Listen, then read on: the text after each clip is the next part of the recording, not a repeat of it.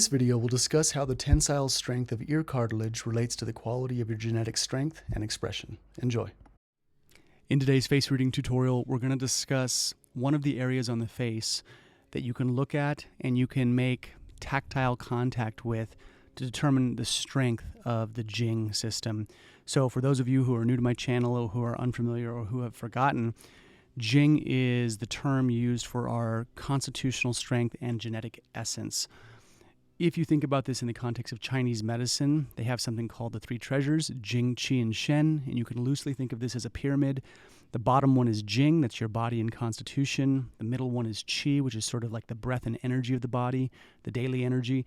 And then the top tier of that pyramid is Shen, or the spirit or consciousness of a person. So they look at it like that, and then the way I like to distill it down even further is the kerosene lantern analogy. The kerosene fluid at the bottom, the reservoir where the fuel is, that's the Jing. The flame itself, the fire, and the size of that fire is predicated on how much kerosene is in the bottom, but that flame is Qi, that's the energy. And then the light that is distributed into the room, that flickers on the walls, that you can't really touch but creates an ambiance in the room, that's the Shen. So in this video, we're talking about Jing, and specifically where we're going to look at is the area that we're going to look at is the ears.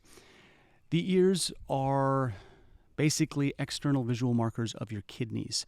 They look like kidneys, and the ears relate to kidneys. So when we see large ears, we think water features, but the water element relates to the bones, and it relates to our constitutional essence, our genetic strength or heritage. So you can sort of think that the integrity of the ears, the tensile and tactile quality of the ears, how firm or soft they are, has very real ties to the integrity and strength of our Jing system. So I've said in my videos before that my constitutional Jing, I would say, is moderate. Not super robust, definitely not weak.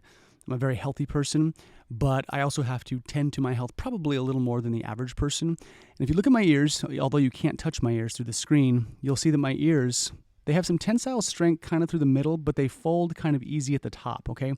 This would be a very moderate tension strength for an ear like mine. This is like moderate. Now, if you grab some people's ears, it's almost like you can't even bend them. Like they just, it's very thick and very firm. And the general marker is the firmer the ear and the more density the cartilage has, and the more difficult it is to fold that ear over and do that kind of thing, the more strength you have in the Jing department. So we can also see it in bone structure, but this is one of the overlooked areas that I think people should pay attention to, and you'll be surprised. Sometimes people with small ears, which means the kidney energy is kind of small, which does house the Jing, but they're super dense and firm.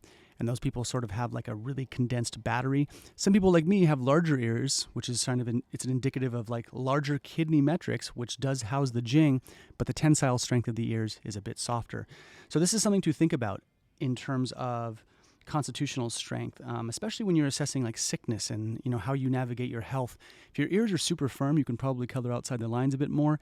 If your ears are a bit softer, then you're going to want to be a little more attentive to the healing process and to your health rhythms.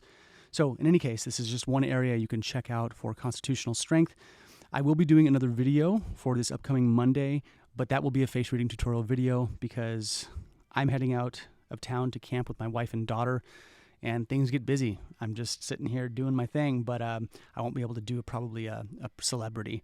So I had said last week that I would, but sometimes the schedule just goes the way it goes. So there still will be videos coming out, but they're going to be face reading tutorial oriented for the time being till my schedule settles down a little bit, which should be hopefully next week. All right, y'all. Take care.